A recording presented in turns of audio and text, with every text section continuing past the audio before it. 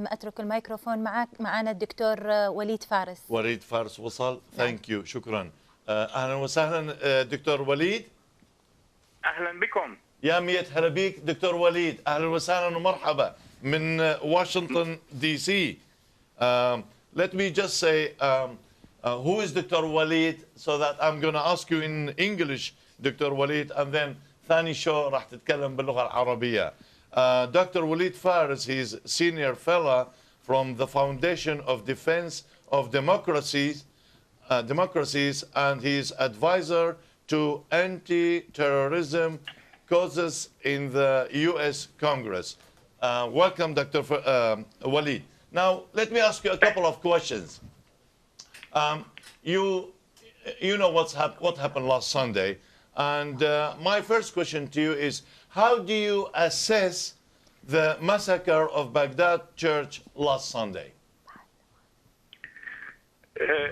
My dear friend, what has happened in Baghdad, in that church last Sunday, is nothing but a massacre committed by jihadi terrorists of Al-Qaeda and of those who are inciting Al-Qaeda against a unarmed community, the Christian community of Iraq. This is a massacre which, along with previous aggressions against the Christian community and other communities in Iraq, is a breach of human rights, is a breach of international law, and it is a war crime.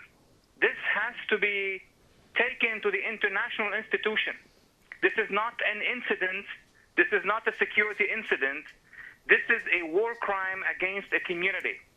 This is the kind of war crimes we've seen in many places in the Middle East. This is the kind of war crimes which took the international community to Bosnia and Kosovo and East Timor.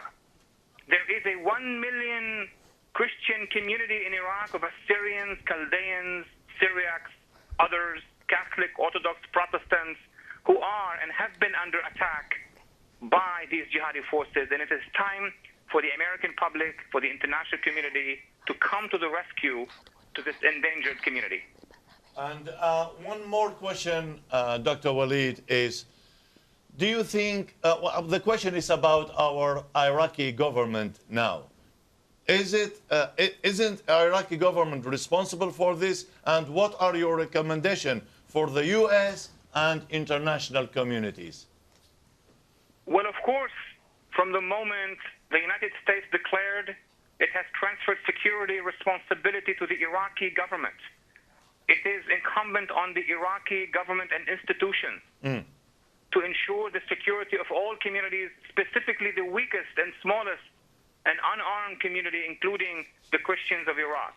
Now, the United States government has to do its utmost to be able to put pressure on the Iraqi government and the international community to provide a special status of protection for the Christians of Iraq in the same way that special protection status has been granted to many other communities in southern Sudan, in Kosovo, in Bosnia, in East Timor. It is now time for the United States government, which forces are on the ground in Iraq.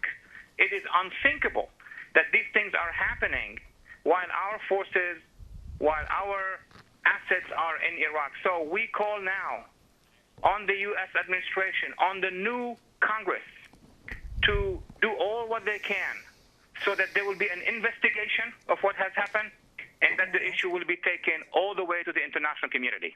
Right. And although you answered part of my last question, maybe you have another comment. The question is, what other steps are needed to be taken against this problem and these tragedies, if it might happen in the future?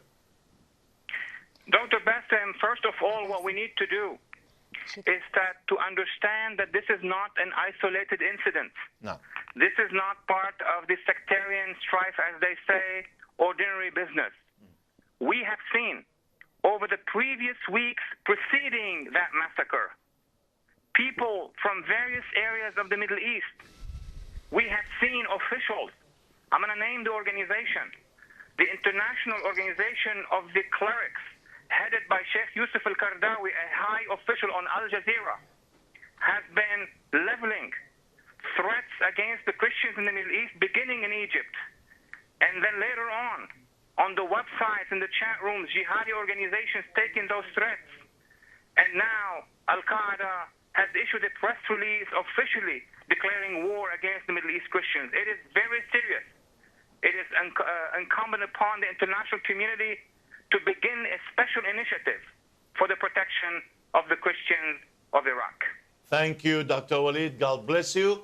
And next show, we will have another interview with you. God bless you. Thank you.